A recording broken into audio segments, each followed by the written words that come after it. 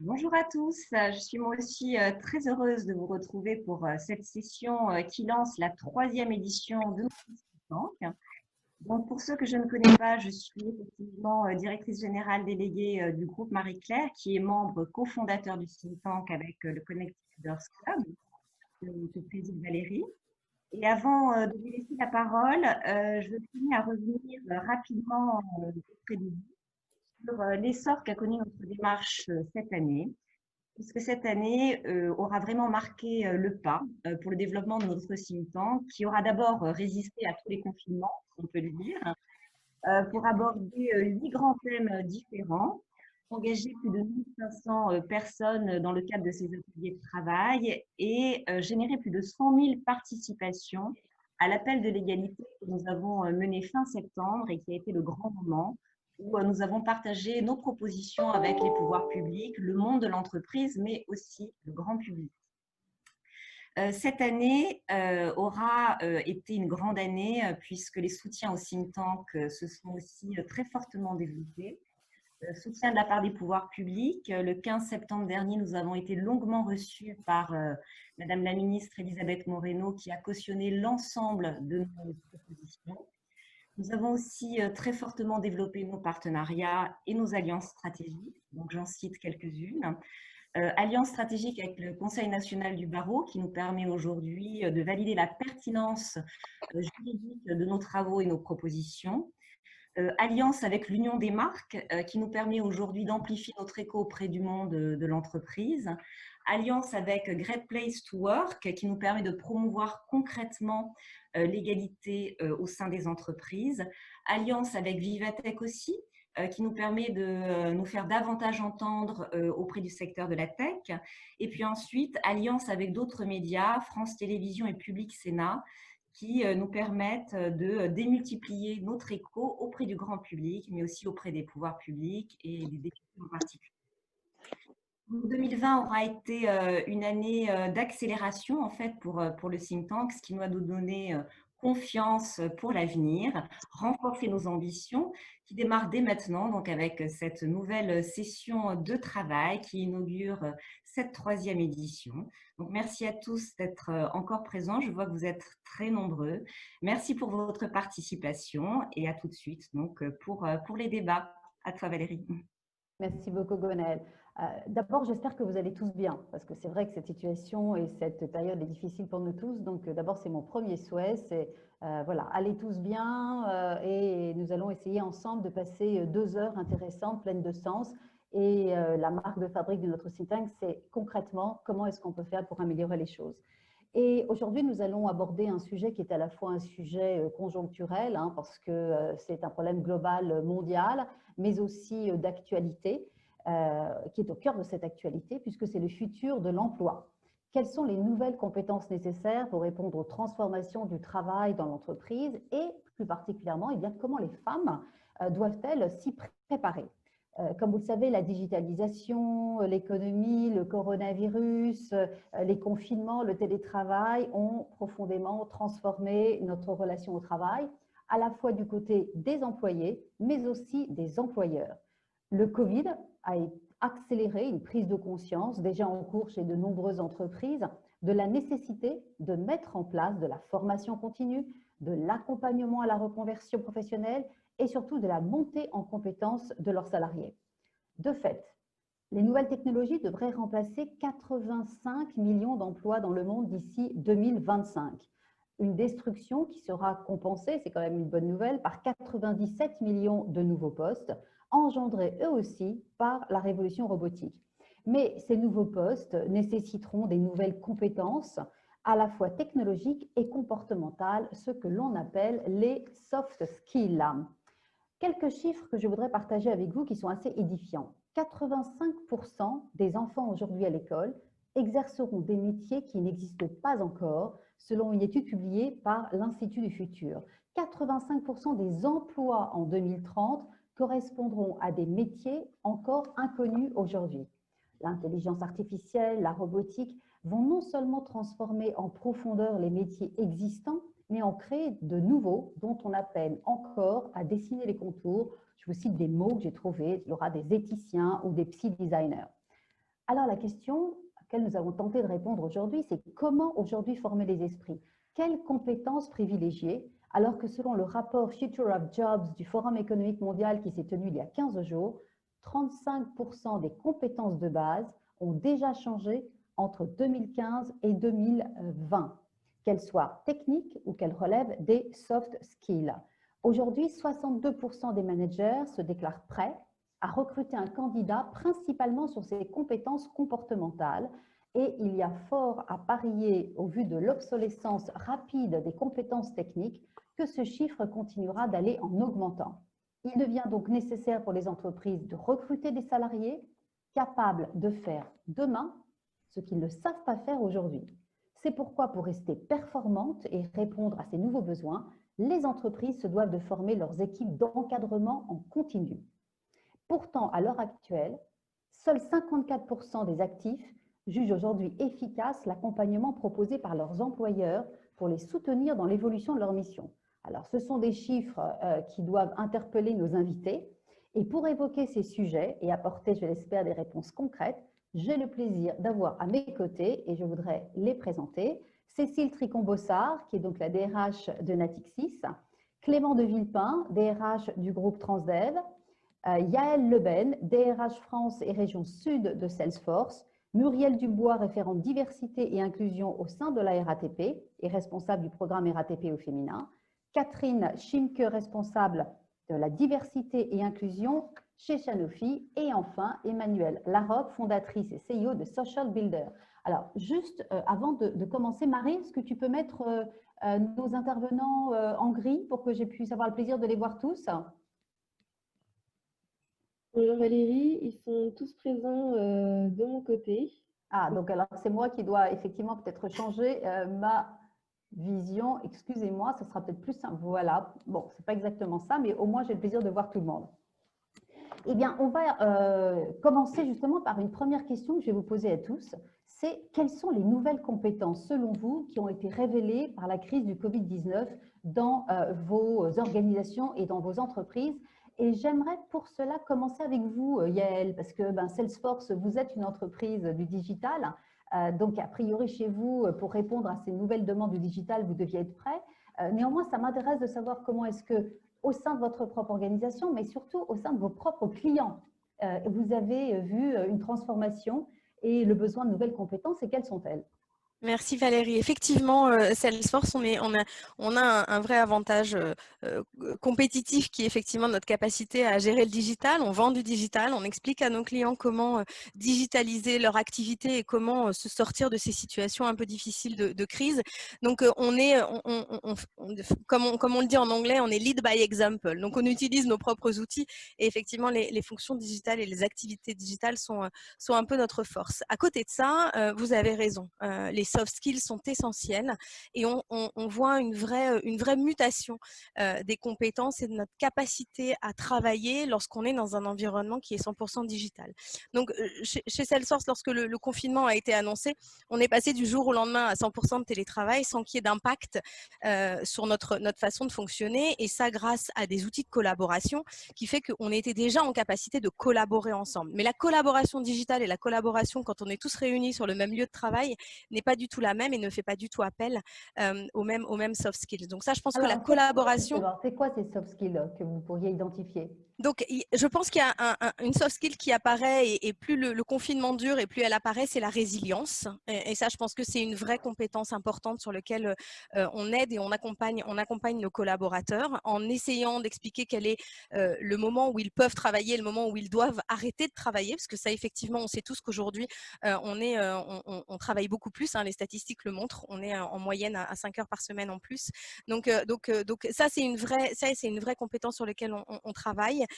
Et le rôle du manager, vous l'avez évoqué, on est dans un multicasquette où on demande à la fois au manager d'être garant des résultats et de la performance de son équipe, mais maintenant de s'assurer aussi de l'état de santé de son collaborateur, de l'efficacité du fonctionnement entre ses collaborateurs, son état psychologique, son état familial, et de gérer avec toutes ces contraintes. Donc, on est en train vraiment de travailler sur un plan d'accompagnement de nos managers parce que leur rôle est en train de changer du tout au tout, créer l'engagement et s'assurer que les collaborateurs sont heureux et donc performants dans un environnement complètement digital fait appel à des compétences véritablement différentes. Donc, ce travail autour de l'engagement, c'est un travail clé au sein de Salesforce. Donc, en fait, un management plus humain et plus tourné vers l'autre. Plus de proximité, effectivement, où le premier manager de proximité est vraiment en première ligne et aujourd'hui, il a des responsabilités qu'il n'avait pas dans le passé et ça fait appel à des ressources qu'il n'avait pas jusque-là. Comment accompagner un collaborateur qui ne va pas bien et qui est en surchauffe parce que les enfants sont à la maison, parce qu'il fait les devoirs en même temps qu'il gère une amplitude horaire qui est beaucoup plus large. Enfin, voilà, toutes ces contraintes qu'on vit tous. Le premier à devoir orchestrer tout ça, c'est le manager avec des injonctions contradictoires parce qu'on lui demande quand même de continuer la performance et d'être dans la productivité. Exactement. Absolument. Cécile, vous aussi, hein, vous êtes Cécile, vous êtes DRH de Natixis. Chez vous aussi, j'imagine qu'il y a peut-être eu une accélération du digital. Comment est-ce que vous avez perçu cette crise, puisque là encore, dans la finance, tout le monde n'est pas obligatoirement en digital et en télétravail. Comment ça s'est passé chez vous? Chez nous, en fait, on a été, une semaine après, effectivement, quasiment le confinement, on était à 97% des collaborateurs en télétravail et en capacité, effectivement, d'exercer leur mission de manière tout à fait normale. Alors, on avait un historique de télétravail qui était déjà là, mais clairement, on a eu une accélération extrêmement forte et surtout dans l'utilisation des outils collaboratifs où là, l'ensemble de l'entreprise, effectivement, a passé un cap énorme dans l'utilisation de Teams et autres outils collaboratifs. Je pense que ce qui a vraiment été pour moi très marquant, c'est tout d'un coup la prise d'autonomie et la responsabilisation des collaborateurs qui effectivement se sont mis à aller très très vite, à travailler de manière beaucoup plus transversale, à avoir la capacité à inventer des nouvelles solutions. Ça me paraît extrêmement marquant et ces outils forcément collaboratifs et digitaux, ils les ont aidés pour prendre des décisions rapidement, pour mener à bien en fait tout ce qu'il y avait à faire et pour continuer à assurer le service client et puis la gestion de nos opérations sans discontinuité. Donc, en fait, ces nouvelles soft skills, pour vous, c'est l'autonomie, hein, vous me dites, la capacité justement à faire de la transformation rapidement. Oui, à trouver des solutions complètement nouvelles, en fait, dans un environnement qui est effectivement assez inédit, bien sûr. Et alors, vous me disiez, Cécile, quand on a fait notre call de préparation, que vous aviez trouvé aussi qu'il y avait eu une certaine… que les femmes, en fait, s'étaient emparées assez vite de ces nouveaux modes de fonctionnement. Alors, c'est vrai que les remontées… Alors, moi, je suis très… on entend parfois qu'il y aurait des compétences féminines et des compétences masculines. Moi, je ne suis pas du tout à l'aise, effectivement, avec tout ça. Je pense que les compétences, on les acquiert, en fait, avec le temps. Et la science, effectivement, permet de déconstruire beaucoup des préjugés ou des clichés qui sont véhiculés sur ce sujet-là. Mais malgré tout, je pense qu'il y a quand même des qualités qui sont développées peut-être davantage par les femmes que par les hommes. Je pense à l'empathie, je pense à la capacité à trouver des solutions, à l'intelligence émotionnelle.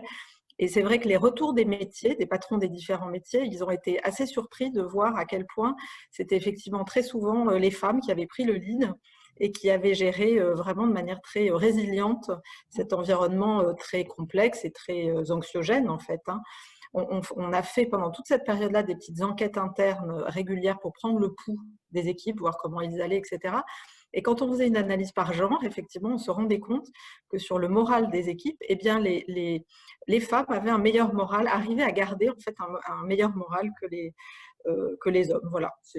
Alors, autre chose que vous m'aviez dit que j'ai trouvé intéressant, c'est que vous m'avez dit en fait les groupes qui ont en fait émergé le plus parmi les qualités, c'est ceux qui ont outrepassé les protocoles existants pour justement en créer des nouveaux. Donc, est-ce que finalement aujourd'hui, cette crise du Covid qui nous a obligés à nous transformer a permis de mettre en avant d'autres qualités, celles de l'audace? Absolument. Je pense que là, il a fallu effectivement faire preuve de créativité et ça va avec l'autonomie, effectivement. Je pense que les équipes ont régulièrement eu à sortir un peu des process très normés, de passer par les X échelons hiérarchiques que l'on peut avoir dans nos organisations. Ils ont eu à prendre des décisions très rapidement pour répondre aux attentes de nos clients et ils l'ont fait. Et ça, je pense que c'est quelque chose qui est très important parce que je pense qu'on ne reviendra pas en arrière. Il faudra que nos organisations et nos process évoluent, nos modes de fonctionnement évoluent pour répondre à cette attente de nos collaborateurs, mais répondre aussi aux attentes de nos clients parce que cette agilité des organisations, elle est aujourd'hui, je pense, indispensable pour faire face au contexte qui est le nôtre. Merci beaucoup. Clément de Villepin, je pense que ce que Cécile Tricon-Bossard a dû vous parler, puisque vous m'avez dit, oui, il ne faut pas qu'on parle de qualité féminine, parce qu'il y a du féminin aussi chez les hommes, et c'est peut-être une opportunité justement de valoriser ce féminin chez les hommes pour un nouveau mode de management global.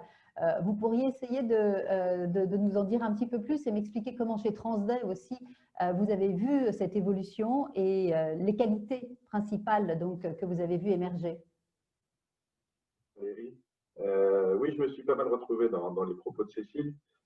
Chez Transdev, alors à l'inverse de ce qui était dit précédemment, sur les 85 000 collaborateurs du groupe, il y en a 90% qui ont continué à travailler pendant le confinement parce que métier de service public, conduite d'autobus, de tram, etc., mécanicien. Et tous ceux qui sont dans les bureaux sont passés à 100% en télétravail. Du coup, les trois soft skills, pour répondre à la question, moi, qui me sont apparus clés et qui ont vraiment émergé de manière très intéressante, sont la solidarité, l'agilité et puis le respect de la norme collective, qui est un enjeu que la crise sanitaire met en avant. Sur le sujet de la solidarité, on est un métier qui, par nature, peut être un métier qui génère du conflit, notamment d'un point de vue social. Et on s'est aperçu à l'occasion de cette crise que la conflictualité a considérablement diminué et que les gens se sont serrés les coudes et se sont aidés collectivement. Et je pense qu'on rentre dans un monde plus largement où l'objectif, c'est plus de battre le voisin, l'objectif, c'est de construire collectivement une place pour chacun en restant dans une logique de compétition qui est la logique de compétition du marché, mais finalement probablement avec une acceptation un peu différente du mot compétition.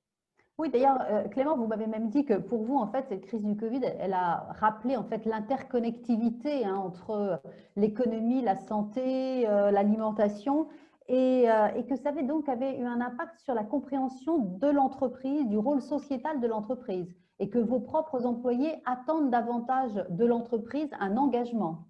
Absolument, c'est vrai que on n'a jamais autant travaillé au niveau professionnel et avec les autres entreprises que pendant cette crise, parce que là, l'urgence, c'était de délivrer le transport public pour les citoyens qui montent dans nos transports.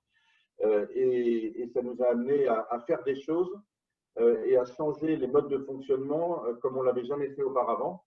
Et le faire de manière plus collective. Du coup, c'est le deuxième point, c'est celui de l'agilité. Je crois que ça a été mentionné par Cécile. C'est vrai qu'on a déconstruit nos modes de fonctionnement en un mois.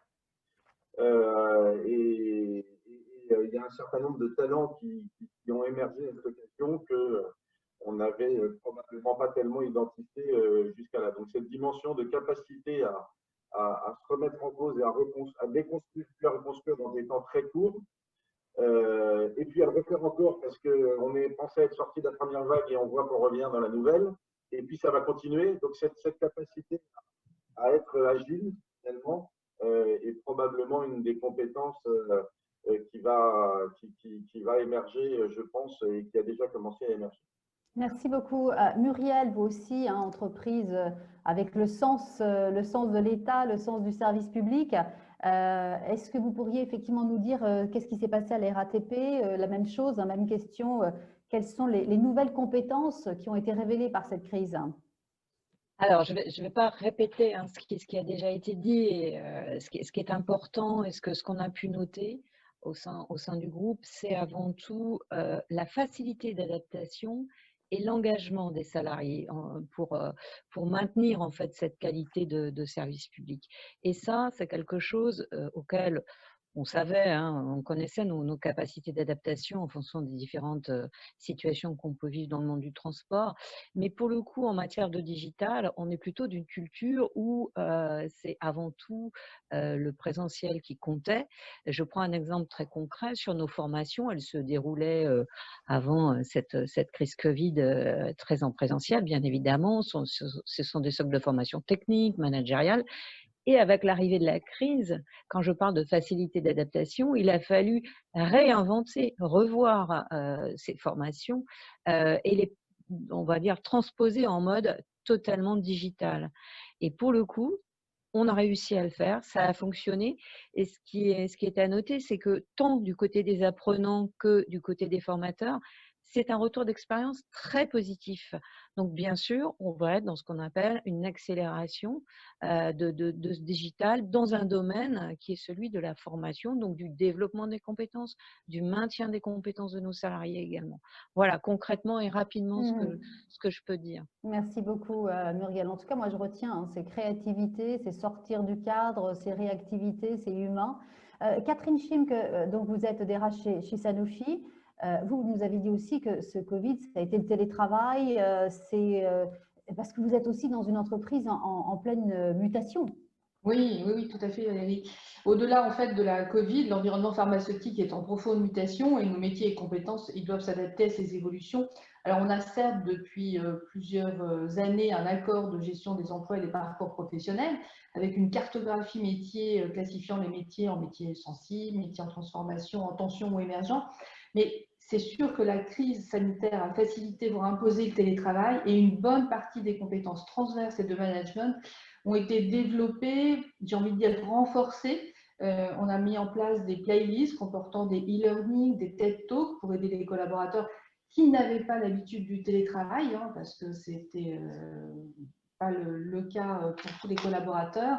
Et dans les compétences transverses, notamment, c'est faire appel à l'intelligence émotionnelle,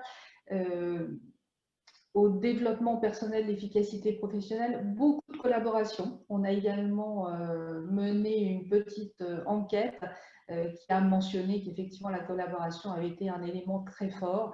Et bien sûr, en termes de management, de leadership, eh bien c'est conduire les équipes, c'est vraiment collaborer, développer les autres et rester en contact. Mais justement, ce management dont on parle beaucoup, hein, qui a été en première ligne pour justement jouer ce rôle d'agrégateur, d'écoute, est-ce qu'il a joué le jeu? Est-ce qu'il a été, vous avez le sentiment que les managers ont été déstabilisés ou est-ce qu'ils se sont emparés immédiatement de ce nouveau mode de fonctionnement? C'est variable selon les équipes. Certains s'en sont emparés très très vite et pour d'autres, nous avons mis en place des conférences, des communications en ligne pratiquement toutes les semaines par la direction pour vraiment accompagner et aider ceux qui pouvaient éprouver un désemparement de la situation. D'accord. Alors, merci beaucoup. Emmanuel, hein, donc, vous êtes à la tête de Social Builder. Vous avez un regard un peu différent, car pour vous, vous avez le sentiment, enfin, vous êtes souvent en relation avec les femmes. Est-ce que vous avez le sentiment justement qu'elles aussi, elles se sont emparées de ces nouveaux modes de fonctionnement? Est-ce qu'elles ont été proactives? Quel est le regard que vous portez, puisque vous représentez un petit peu aussi beaucoup de femmes qui viennent vous voir et qui attendent qui souhaitent être recrutées par les entreprises? Oui, complètement. Nous, on travaille sur du coup la mobilité professionnelle des femmes dans les nouveaux métiers et notamment la reconversion professionnelle. Donc, on monte des programmes et ce depuis 10 ans qui intègrent pleinement les compétences, je dirais les compétences transverses. J'aime bien ce mot parce que souvent il y a une concurrence entre les hard skills et les soft skills. Ouais.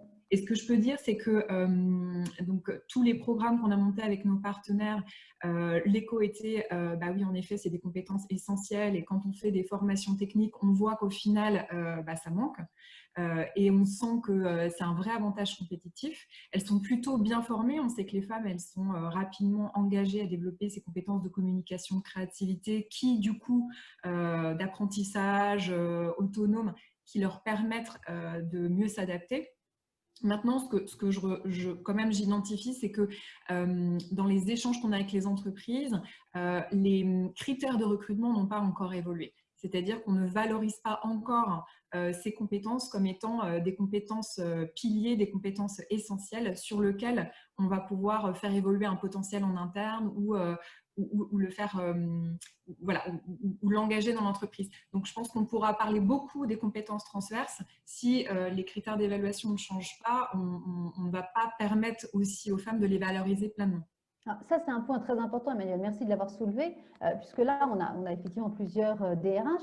Est-ce que, Cécile, vous avez l'impression que ces nouvelles compétences que vous avez découvertes, est-ce qu'aujourd'hui, ça va changer votre regard quand vous allez recruter? J'ai dit en introduction tout à l'heure que ce n'était pas évident pour vous. Vous allez devoir embaucher aujourd'hui des gens pour faire des métiers qui n'existent pas demain. Donc, comment est-ce que vous avez intégré cette nouvelle donne dans vos recrutements? C'est un vrai sujet. Et alors, je pense que c'est une évolution qui est très récente et qui, effectivement, ne va pas être simple, parce qu'on est dans une industrie, l'industrie bancaire, dans laquelle, effectivement, l'expertise technique est extrêmement valorisée. Donc, les compétences techniques sont vraiment au centre du recrutement. Généralement, les managers vont regarder, effectivement, à la fois la formation initiale, mais aussi, effectivement, chercher des profils qui ont déjà exercé, en fait, hein, les compétences qui sont nécessaires. Or, aujourd'hui, eh bien, effectivement, c'est plus du tout ce qu'il faut faire, puisqu'on sait que ces compétences techniques, elles deviennent obsolètes de manière extrêmement rapide. On sait que dans le secteur bancaire, 50% de nos collaborateurs vont exercer des métiers qui vont évoluer profondément d'ici 2025 et 20%, leur métier aura carrément disparu. Donc, ça veut dire que si on continue à recruter des profils sur leur expertise technique, on va droit dans le mur. Ça, c'est une réalité. Donc, il faut qu'on change complètement cette culture, il faut qu'on change nos manières de recruter. On est en train de le faire, on est vraiment en train de sensibiliser à la fois tous nos recruteurs internes pour que les soft skills deviennent effectivement, fassent partie intégrante du process de recrutement et une part beaucoup plus importante. On met en place des tests d'ailleurs sur ces sujets-là pour pouvoir les évaluer au moment du recrutement. Mais c'est vrai que c'est un changement culturel qui est juste majeur dans notre industrie. Mais d'ailleurs, c'est intéressant parce que vous représentez tous des industries où il y a un problème de féminisation de vos métiers, où les femmes sont insuffisamment présentes, que ce soit la finance, que ce soit la tech, que ce soit le transport ou donc les STEM avec l'industrie pharmaceutique. Donc, moi, j'ai envie de vous poser la question à tous. Est-ce que vous allez intégrer bien cette découverte de l'importance de ces nouveaux skills dans vos process de recrutement? Est-ce que vous pensez que ça va pouvoir attirer plus de femmes? Yael, donc dans la tech, typiquement un secteur où on est en manque de femmes. Est-ce que finalement, donner du sens à la tech, à l'entreprise, à la collaboration, vous pensez que c'est un moyen d'attirer plus de femmes dans votre secteur? Sans aucun doute. Il y a différents leviers. Évidemment, il y a tout ce qu'on a évoqué, tout ce que Cécile a partagé. Le recrutement est différent, les soft skills sont différents. Il y a énormément d'autres métiers, d'autres éléments et d'autres leviers. Le premier, je pense que c'est aussi la culture d'entreprise. Chez Salesforce, on a une valeur forte qui s'appelle Equality, dans lequel on développe un modèle philanthropique. Donner du sens, vous l'avez dit, c'est évidemment un élément qu'aujourd'hui tous les jeunes diplômés et autres recherches. Et donc, c'est important pour nous d'être en capacité, et ça fait 20 ans que ça existe, alors qu'on parle beaucoup de pacte social aujourd'hui, de tech for good, de responsabilité sociétale de l'entreprise. Salesforce, depuis 20 ans, communique sur ce modèle philanthropique qui permet aux collaborateurs et donc aux collaboratrices de prendre du temps et d'être engagés sur des sujets qui leur tiennent à cœur. Et je peux vous dire que c'est un élément différenciant en termes de recrutement. Après, il y a un autre point pour moi qui effectivement, on sait tous qu'on a une difficulté à attirer les femmes dans, dans ce monde de la tech. Mais je vous propose sur cette dernière partie, on y sûr. reviendra plus tard, mais là c'était vraiment, est-ce qu'on intègre ces nouvelles compétences dans vos process de recrutement? Oui, et typiquement, la philanthropie fait partie des éléments qu'on assesse parce qu'effectivement, c'est fort dans notre culture et on sait que c'est important pour nos femmes. D'accord. Clément, même question. Est-ce que ça y est, vous avez intégré bien ces nouvelles compétences dans vos critères de recrutement? Parce que là encore, un domaine où il manque aussi de femmes. Dans ma réponse parce que l'exercice est difficile, mais globalement oui, on a complètement reconstruit le management model de l'entreprise, ça fait 3 ans, et tous nos process de recrutement ont été construits sur ce management model qui intègre ces compétences. Maintenant, ce que je crois, et là aussi sans forfanterie, je crois que c'est la partie la plus facile à faire. Ce qui est beaucoup plus difficile ensuite, c'est de faire évoluer, ça a été dit, mais le corps interne de l'entreprise qui soit capable d'accueillir ces nouvelles compétences. Et ça pose la question de l'inclusion, qui est au fait pour moi le sujet le plus difficile. C'est certes, on peut aller recruter des compétences nouvelles, on en a absolument besoin. Il faut que le corps social de l'entreprise soit capable de les accueillir et lui-même bouge pour accueillir ces nouvelles compétences. Et c'est tout ce sujet-là qui fait que une fois l'acte de recrutement fait, j'allais dire la mayonnaise prend, et que c'est la culture d'entreprise qui s'enrichit de ces nouvelles compétences. Et là, je crois que dans nos groupes, il y a du travail. Alors, nous, on y travaille beaucoup, mais c'est des processus qui passent forcément par ces expériences d'inclusion de ces nouvelles compétences. D'accord, écoutez, très bien, c'est un point essentiel. Muriel, Catherine, est-ce que, même question, est-ce que vous allez aussi modifier vos critères de recrutement en fonction de ces nouvelles compétences que vous avez découvertes et identifiées en tout cas? Alors, pour ce qui concerne le groupe RATP, on a déjà, bien évidemment, commencé à intégrer ces soft skills, mais je rebondis sur ce que disait Clément. Au fond, avant tout, n'oublions pas que les premiers recruteurs dans l'entreprise sont nos managers. Donc, il est nécessaire de les sensibiliser à ces nouveaux modes de recrutement. On a plutôt tendance, quand on recrute, à rechercher entre guillemets, le clone de la personne qu'on avait préalablement avec le même socle de compétences, etc. Donc, on a un vrai travail de fond à mener avec nos équipes managériales que nous menons actuellement pour les sensibiliser à l'arrivée de ces nouvelles compétences et pardon, il y a un bruit de fond, à l'arrivée de ces nouvelles compétences et à les convaincre qu'en fait, il est important de prendre en considération que nos métiers sont en très forte évolution.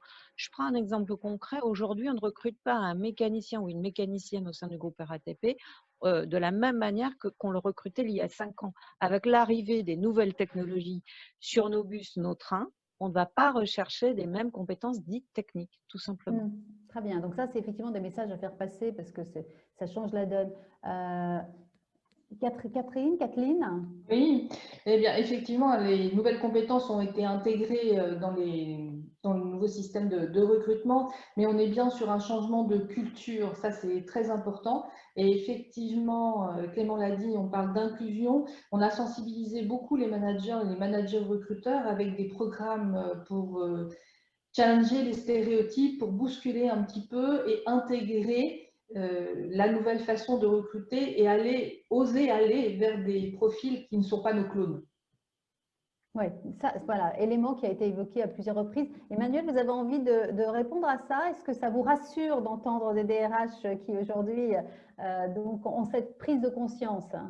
La prise de conscience, elle est réelle. Et c'est vrai qu'aujourd'hui, le goulot d'étranglement, c'est l'onboarding des managers qui ont des vrais objectifs de performance et à qui on vient dire et en plus, il faut que tu intègres des personnes différentes et ils en ont envie, mais ils ne savent pas comment faire. Et ça s'accompagne vraiment petit à petit.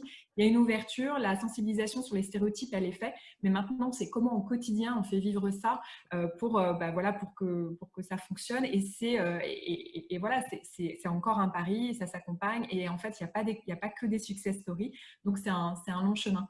Je voulais quand même ajouter c'est l'importance, il y a la question du recrutement, mais il y a la question aussi de comment on accompagne les écoles auprès de avec qui on travaille pour former nos futurs salariés, et notamment aussi les campus internes dans les entreprises. Je pense que cette culture de l'inclusion et l'organisation vraiment de pédagogie inclusive et de la manière dont on va sensibiliser tous les formateurs, formatrices, c'est essentiel aujourd'hui parce que l'ensemble des salariés, à un moment ou à un autre, passent au tamis un peu de ces interlocuteurs qui vont promouvoir des messages et qui vont, voilà, d'une manière un peu plastique, les engager sur une autre voie.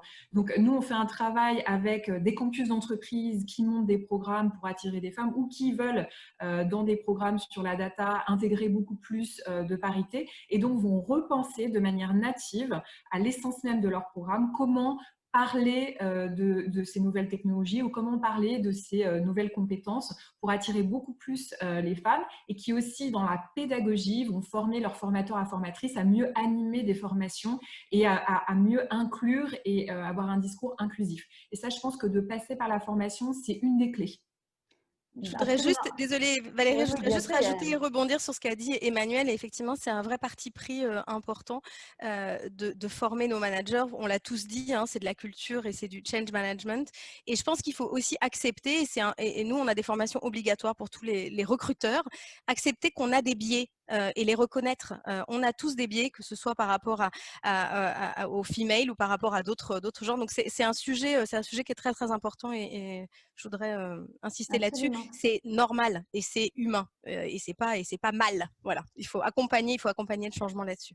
D'ailleurs, je voudrais juste, j'encourage tous les participants à m'envoyer des petits messages parce que je suis en train de les lire et on a effectivement beaucoup de réactions.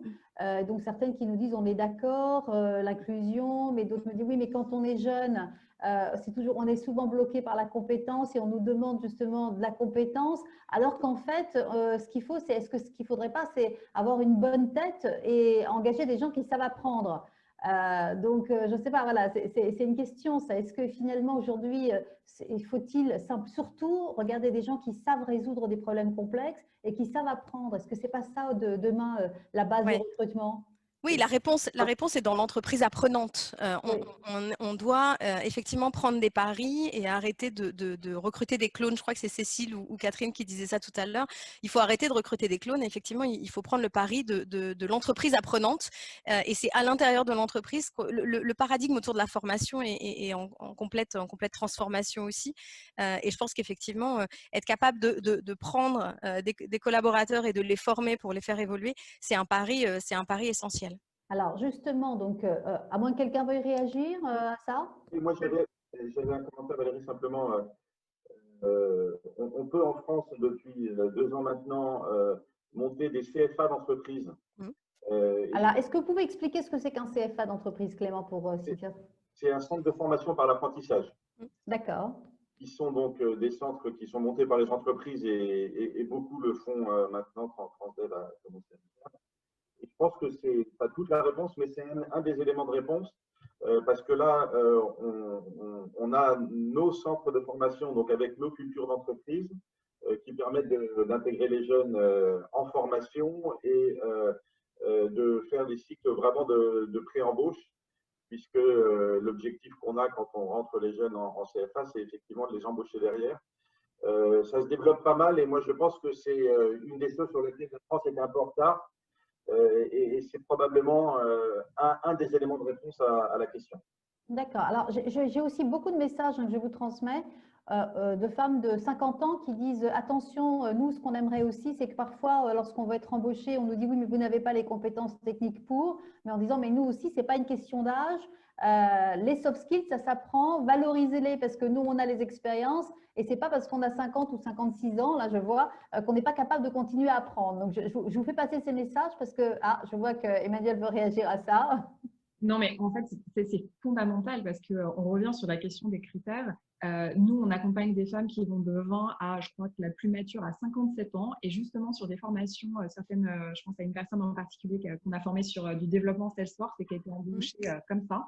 à 57 ans, encore aujourd'hui, on a besoin de femmes qui ont de l'expérience et qui maîtrisent parfaitement toutes ces compétences transverses et qui vont s'adapter très très vite en fait à des nouvelles technologies parce qu'elles connaissent bien les secteurs, elles connaissent bien les métiers.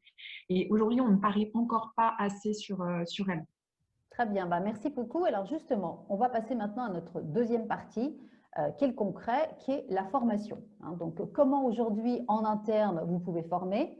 Je ne sais pas si vous avez retenu les chiffres que je vous ai donnés tout à l'heure, qui étaient un petit peu déprimants, qui disaient que la plupart des employés disent que les formations en interne ne correspondent pas obligatoirement à leurs attentes.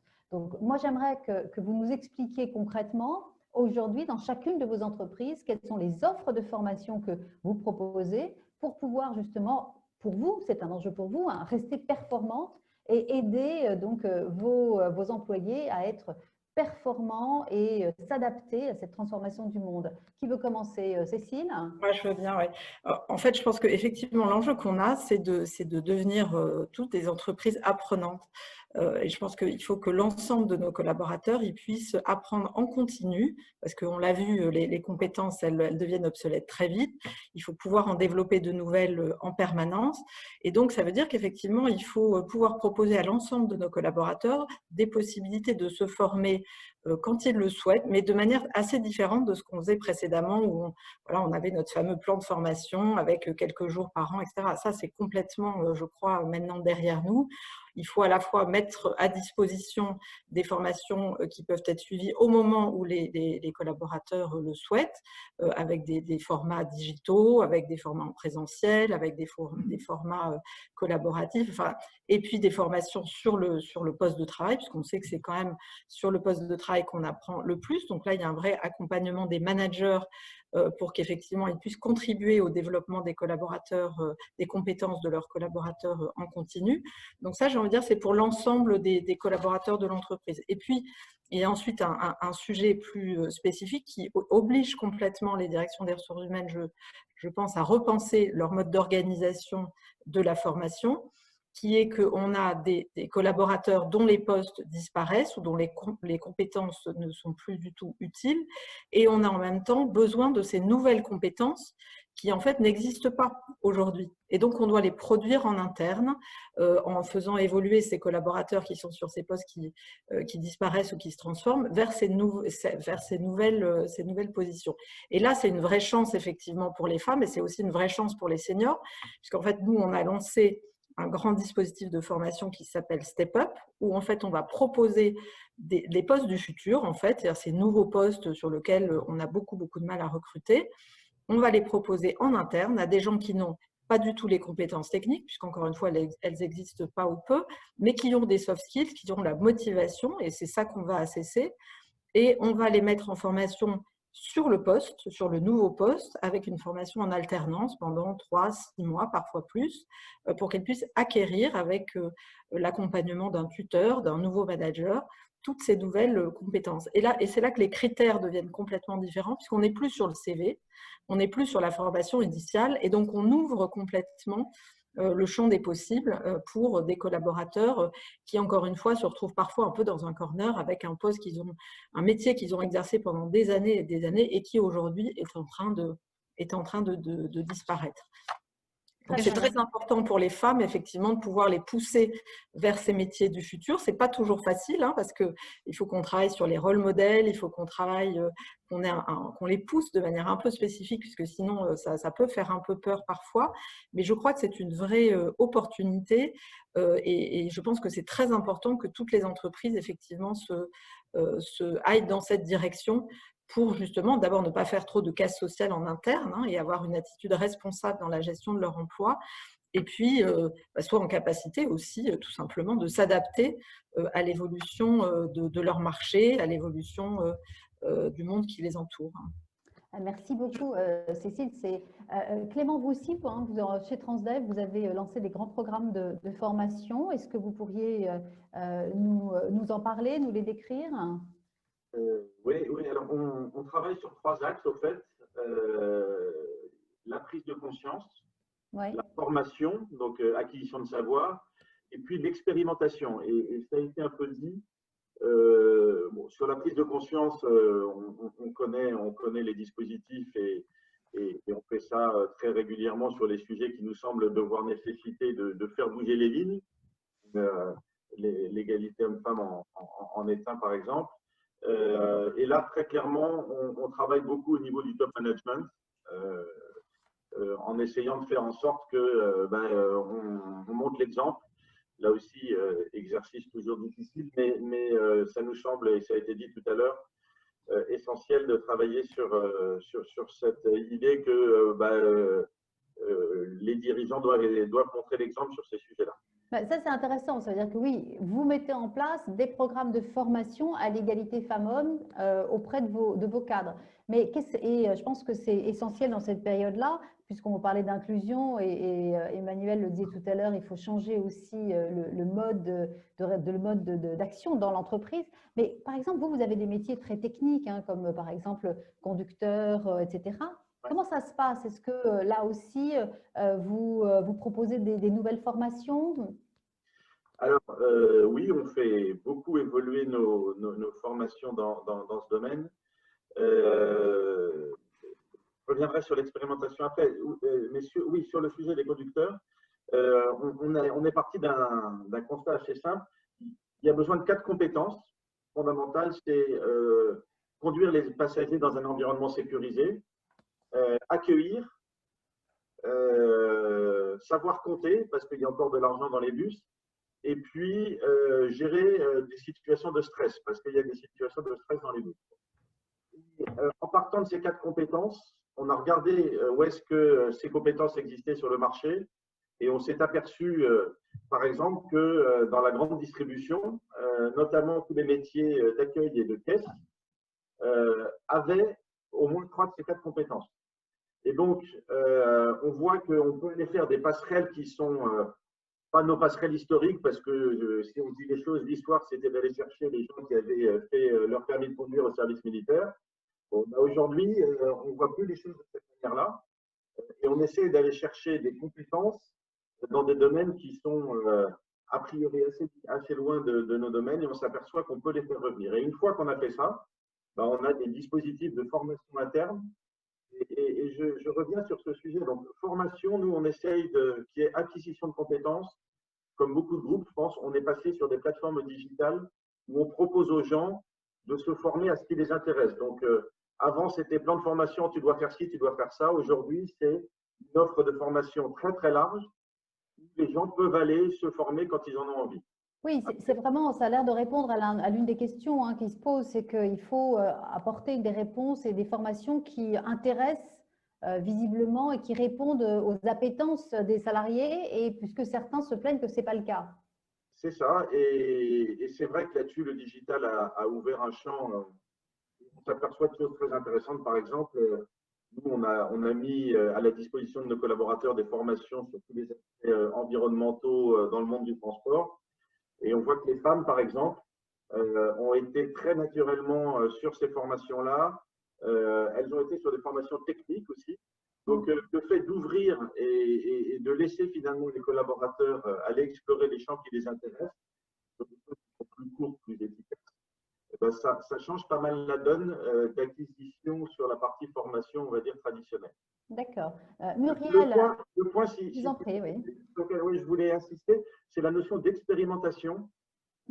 Aujourd'hui, on a, je pense, tous vu ces études qui montrent que globalement, les gens, à 40% apprennent en faisant.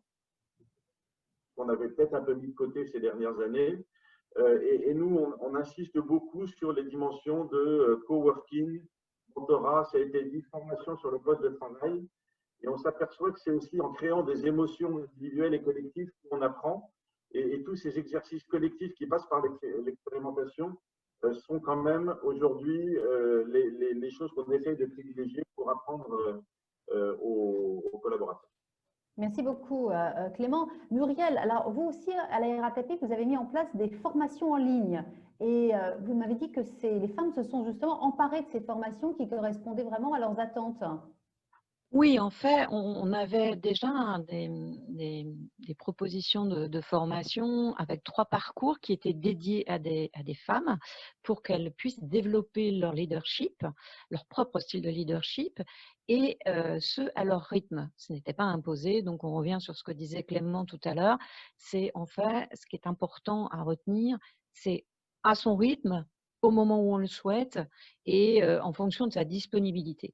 Donc, concrètement, on avait mis en place ces formations et ce que nous remontent en fait ces femmes, ce qu'elles apprécient, c'est qu'en fait, ce sont des modules qu'elles peuvent suivre sur des formats courts. Donc, on est sur des formats à 2h30, qu'elles peuvent se connecter à l'heure qu'elles le souhaitent, puisque 3 créneaux horaires sont proposés pour suivre ce type de module.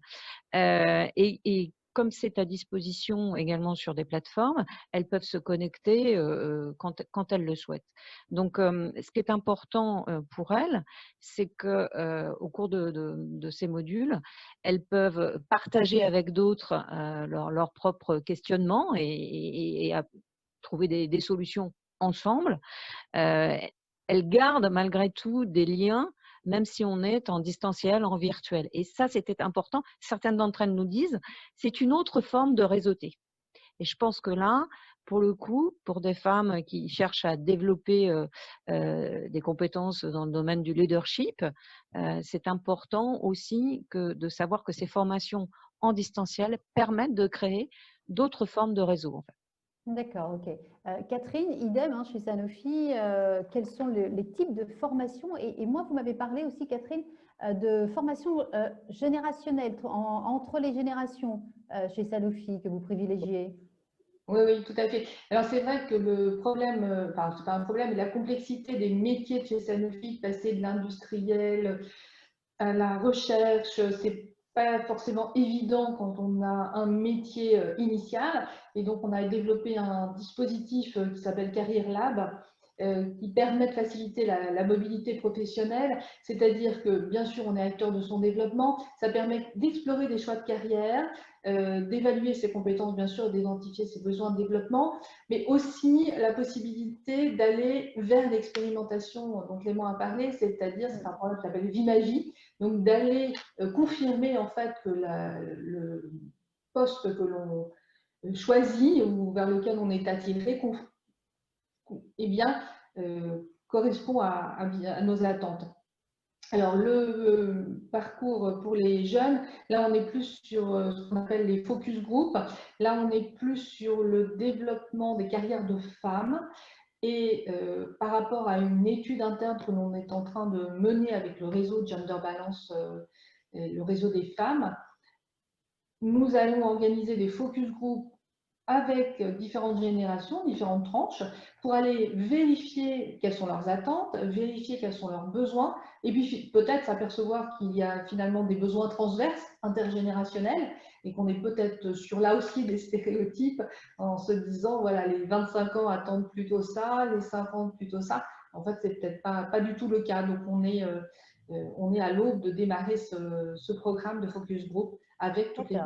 Donc là, ce que vous êtes en train de me dire, c'est que vous essayez d'identifier exactement dans chaque période de la vie quels sont les besoins en formation. Et vous pourriez m'expliquer un petit peu plus ce que c'est que cette formation, en fait, avec les échanges intergénérationnels, parce que tout à l'heure, on a eu beaucoup de personnes qui nous disaient on est des femmes de 50, 55 ans, on a l'expérience des soft skills. Est-ce que finalement, il ne pourrait pas y avoir des plus jeunes qui nous forment sur les côtés technologiques et nous partager avec nous l'expérience ou Oui, tout à fait. Alors, on a des programmes de reverse mentoring, effectivement, et le pairing, ça s'est effectué entre des jeunes qui arrivaient en alternance et des personnes éventuellement du COMEX ou d'autres métiers pour lesquels ils étaient volontaires d'être tuteurs, d'être mentorés, pardon. Et là, des choses extraordinaires se sont passées, des témoignages formidables ont été poursuivis. Et les carrières de ces jeunes qui se sont lancés dans le reverse mentoring a été assez fulgurant. Et tous les mentorés ont vraiment apprécié et découvert cette nouvelle génération Et ce sont des programmes qui vont se poursuivre très certainement sur les prochaines années. D'accord. Yael, chez vous, la même chose. Donnez-moi un petit peu comment vous sentez chez vous et chez vos clients, puisque justement, vous accompagnez énormément de clients sur vous, sur la question du digital en particulier. Est-ce que vous avez le sentiment que les formations qui sont données sur les questions du digital chez les grandes entreprises eh bien, correspondent réellement aux attentes pour pouvoir répondre justement à cette transformation digitale et à ces nouveaux métiers?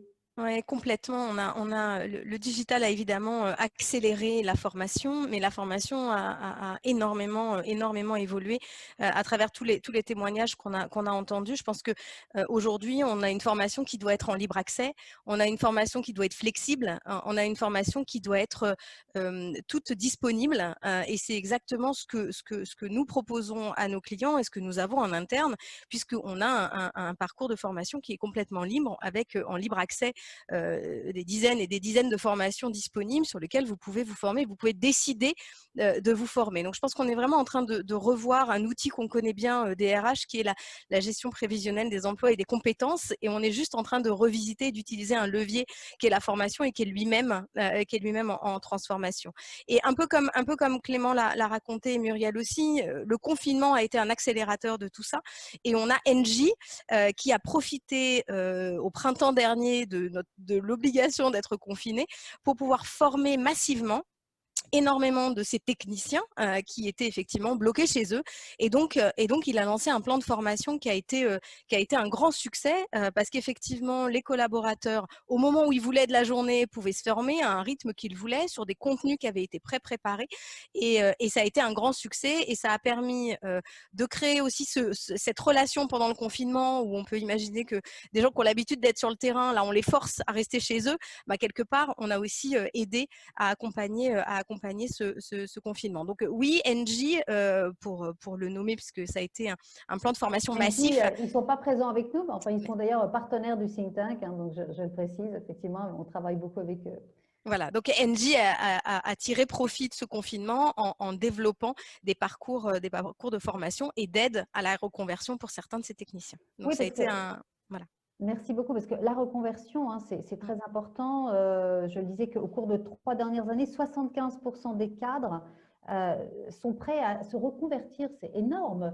Emmanuel, vous qui êtes en contact avec des gens justement qui sont dans la période de reconversion, est-ce que vous avez le sentiment que les entreprises accompagnent suffisamment leurs salariés, leurs employés, pour les préparer à des reconversions?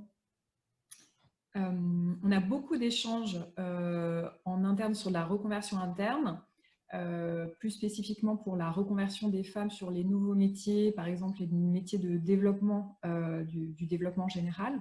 Ce qu'on observe, c'est que le réflexe est encore de se dire on va travailler plutôt par population et on ne va pas forcément penser une GPEC genrée. Et pour nous, c'est fondamental si on veut vraiment que les femmes prennent le tournant des besoins de l'entreprise et s'adaptent aux besoins et aux nouveaux métiers de l'entreprise, c'est d'avoir une action proactive, décidée, accompagnée, pour que si certains métiers techniques émergent et se renforcent dans l'entreprise, on ne passe pas par la case du recrutement, qu'on pense vraiment des parcours internes.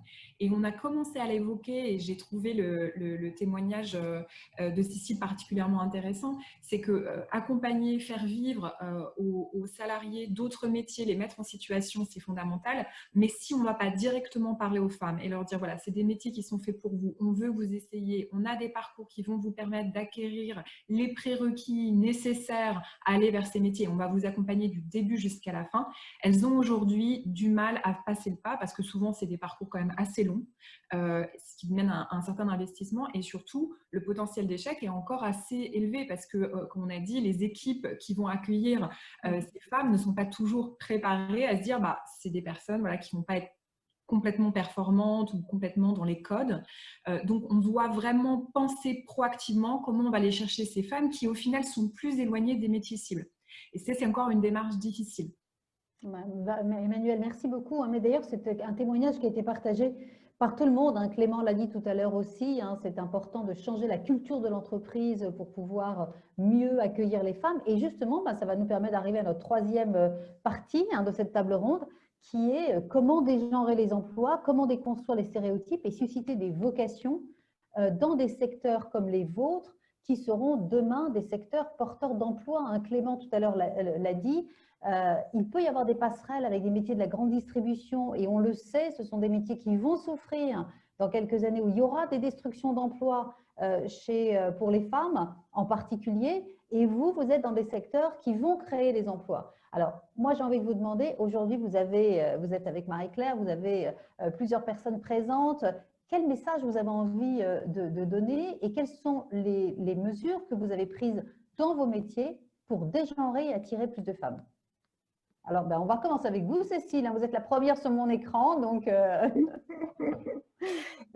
Nous, la priorité qu'on a là, puisqu'on a un peu limité nos recrutements externes récemment compte tenu du contexte, mais par contre, je l'ai évoqué, on a beaucoup de postes à pourvoir sur ces nouveaux métiers sur lesquels on a beaucoup de difficultés en fait à trouver des candidatures, y compris Alors, c'est lesquels ces internes. métiers? Moi, ça m'intéresse justement. Quels sont les métiers où vous avez, où il y a des emplois, où il y a des opportunités que vous avez du mal à fournir?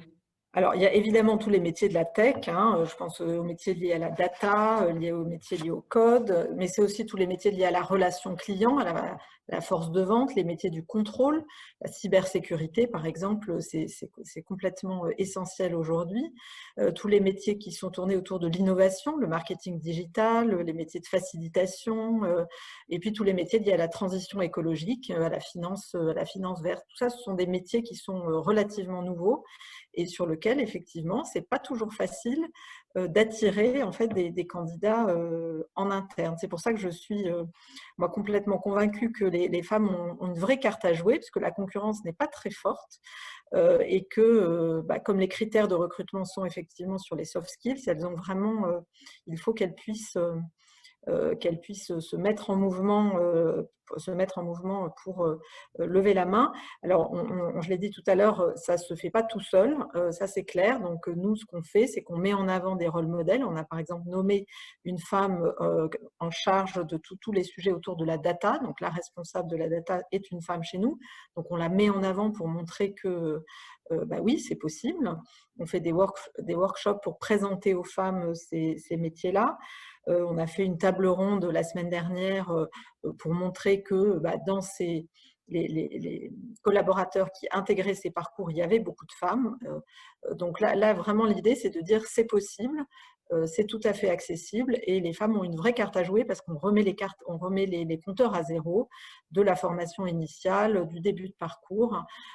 Et qu'en plus, chez nous, c'est vrai que les emplois qui sont en transformation, c'est souvent des emplois qui sont très féminisés, des emplois de back-office, par exemple. Donc, ce n'est pas évident parce que c'est des métiers féminisés et que les métiers du futur, c'est les métiers de la tech qui sont, eux, pour le coup, beaucoup moins féminisés. Mais je pense que c'est une vraie opportunité et qu'il faut que toute l'entreprise s'engage en fait dans cette direction-là. Oui, mais je crois que c'est très important. Catherine, on en avait parlé aussi, hein, chez vous, c'est pareil. Vous avez des métiers où vous pouvez recruter. Et comment est-ce que vous avez envie d'attirer des femmes? Je salue d'ailleurs Anna Alves, hein, puisque je vois qu'elle est là, qui était intervenue, qui est pour vous une rôle modèle, hein, qui est à la tête justement d'une usine de médicaments. Donc, ce qui prouve, donc Anna, merci d'être avec nous aujourd'hui. Voilà, c'est possible et vous avez des vrais métiers. Comment est-ce que vous faites pour les attirer? Et quels sont les secteurs, vous avez envie de dire aux femmes qui nous écoutent? Venez chez nous parce que là, il y a des opportunités d'emploi. Alors, c'est vrai qu'on a depuis des années des secteurs comme l'industriel qui sont beaucoup plus masculins et les secteurs de R&D ou des fonctions support beaucoup plus féminins. Alors, on agit sur deux volets. On agit d'abord en externe auprès des écoles. On a des partenariats avec Capital Filles et des marraines bénévoles qui vont servir de rôle modèle et qui vont témoigner dans les écoles. Et on agit aussi sur les salons de recrutement parce qu'il faut qu'on explique quels sont les métiers de l'industrie de santé et effectivement permettre à toutes les jeunes femmes qui s'autocensurent, qui s'interdisent d'aller vers les métiers de l'industriel, que c'est possible et qu'elles ont toute une carrière à développer. Et en interne, on a des programmes spécifiques, là aussi accompagnés avec le réseau Gender Balance, des programmes de mentorat, donc des pairs, et là ça peut être des hommes ou des femmes, pour accompagner la personne dans sa réflexion, dans son parcours, et peut-être lui ouvrir son réseau. Des programmes aussi de vidéos avec justement des rôles modèles, parce que c'est très très important. Donc les séries continuent régulièrement pour témoigner sur des parcours comme celui d'Anna Alves, ou d'autres parcours où les femmes, là aussi, s'autocensurent. C'est vraiment le message de « allez-y, osez, osez ». Et des programmes aussi de leadership qui existent en interne. Et puis, par exemple, sur la fin du mois de novembre, le réseau des femmes a organisé ce qu'on va appeler une Women's Week pour faire un état des lieux, savoir un petit peu où on en est par rapport à nos ambitions, leur transmettre tous les outils à disposition dont elles peuvent s'emparer pour aller voilà, vers des métiers, se questionner où est-ce que j'en suis aujourd'hui et vers quoi j'ai envie d'aller. Et si j'avais envie de dire quelque chose aux femmes, bah, j'ai envie de lancer un appel à toutes les femmes de l'entreprise à s'emparer de toutes ces formations, de tous les dispositifs, et puis aux autres à venir postuler sur les métiers de l'industriel, du digital, parce que ce sont deux axes forts dans les prochaines années. Merci beaucoup, Catherine. Muriel, vous m'avez dit que vous aviez modifié un petit peu vos offres d'emploi dans la manière dont elles étaient rédigées pour attirer des femmes dans votre secteur. Tout à fait. On a veillé à ce que, ça peut paraître banal, mais déjà dans nos titres, on puisse aussi avoir l'écriture inclusive et également dans le contenu de l'offre. Donc ça, c'est vraiment un travail qu'on a fait avec nos managers, qui encore une fois sont les premiers recruteurs, et ça porte ses fruits. Je vais vous donner quelques chiffres assez concrets. Le groupe RATP, c'est 5100 recrutements prévus en Île-de-France pour cette année, donc 4500 sur le territoire en fait de l'Île-de-France. Donc ce sont quand même des volumes assez conséquents, bien que nous soyons dans un contexte que nous connaissons, hein, avec une crise sanitaire majeure. Donc on a des offres d'emploi à pourvoir, elles sont nombreuses, particulièrement sur nos métiers de la conduite, de la maintenance, mais pas seulement. On a aussi des métiers du digital au sein des transports, on l'oublie un peu trop souvent, des métiers qui sont liés aussi à tout ce qui est environnemental. Donc, je pense que les femmes, je ne sais plus qui disait cela, mais oui, bien sûr, il faut qu'elles osent. Nous, depuis de très nombreuses années, nous sommes très présents sur les territoires pour aller à la rencontre de ces femmes, avec les personnels qui travaillent dans nos agences, je pense au territoire Île-de-France, mais pas seulement, sur les forums également, dans les salons, qu'ils soient en présentiel ou en virtuel comme actuellement, avec des témoignages d'ambassadrices qui font part de leur métier. Donc on parlait tout à l'heure des rôles modèles, de ce qu'elles vivent au quotidien. Donc il me semble très important vraiment d'aller, particulièrement sur ces métiers du transport qui sont plutôt assez connotés masculins au fond, d'aller expliquer ce que sont les métiers, dans quel environnement on va évoluer dans le futur, ce qu'on peut y faire. En interne, également, il y a la possibilité de faire des parcours et ils sont accompagnés par la formation, par le développement de compétences. Donc, c'est tout ça qui permet d'attirer, de capter des femmes. Puis, il nous faut être aussi inventif, innovant. Je vais vous faire part d'un exemple. Nous captons des profils féminins par le biais d'événements sportifs. On organise, par exemple, en 2019, on avait organisé avec Journée Emploi, Enjeu Emploi, on avait installé un stand au cœur de la fan zone FIFA 2019 pendant la Coupe du Monde du mondial féminin. Voilà. Donc, il nous faut être vraiment inventif et créatif. Bah, écoutez, merci beaucoup. Je crois que c'est ce qu'on découvre. Hein. Clément, la même chose, hein, vous aussi, votre président Thierry Malek est intervenu à l'appel pour l'égalité, a dit je veux des femmes chez Transdev, je veux absolument et je ferai en sorte que l'environnement les accueille favorablement. Donc concrètement, comment est-ce que vous comptez répondre à cet objectif d'attirer plus de femmes chez Transdev? Vous avez raison, Valérie, c'est pas tous les jours facile d'être DRH d'un patron exigeant comme ça. Oui, mais comme il le disait, il ne faut pas oublier que la moitié des voyageurs sont des voyageuses. Donc pour vous aussi, c'est de la productivité, c'est répondre aussi c'est encore mieux servir bien vos clients. Parce que quand vous aurez plus de femmes, il y aura une meilleure prise en compte aussi des attentes des femmes dans les transports. C'est absolument vrai. On vise de faire évoluer ça, j'allais dire, de deux manières. Par les métiers de première ligne, que sont les métiers de conduite, et puis par les métiers de dirigeants autour de cette idée que c'est aussi aux dirigeants de montrer l'exemple. Sur les métiers de première ligne et le métier de conduite, j'en ai un peu parlé tout à l'heure. Aujourd'hui, on a cette année ou l'année dernière passé la barre des 20% de nos 57 000 conducteurs, conductrices qui sont des femmes. Et il n'y a pas de raison que ça ne soit pas beaucoup plus. C'est un métier qui, quand je reprends les 4 compétences que j'ai citées tout à l'heure, est accessible à tout le monde et dont les compétences à dimension d'accueil de soft skills sont essentielles. Donc, on a 2 choses à faire et on travaille sur 2 choses. Un, déconstruire l'image de la fonction qui est une image très masculine. Et ça, c'est un travail au quotidien à travers la marque employeur, à travers les visuels quand on recrute, où on s'assure qu'il y ait plus de femmes que d'hommes, à travers nos discussions avec Pôle emploi et tous les services de recrutement. Donc, il faut qu'on déconstruise un peu cette image très masculine du métier. Et puis, il faut aussi qu'on engage les femmes à oser, ça a été dit. Et troisième élément, qu'on se remette en cause, et ça revient sur ce qu'on disait tout à l'heure, dans nos modes de management. C'est ça les 3 clés, parce que quand on a réussi à recruter des femmes, il faut que l'écosystème de l'entreprise sache les accueillir et faire en sorte qu'elles soient bien dans l'entreprise. Merci beaucoup. Yael, alors Yael, on l'a vu dans tous ces métiers, hein, il y a de la tech, que ce soit dans la finance, que ce soit dans le transport, que ce soit dans la science, il y a de la tech. Et pourtant, elles ne sont pas là. Les femmes ne sont encore moins présentes dans la tech aujourd'hui que demain.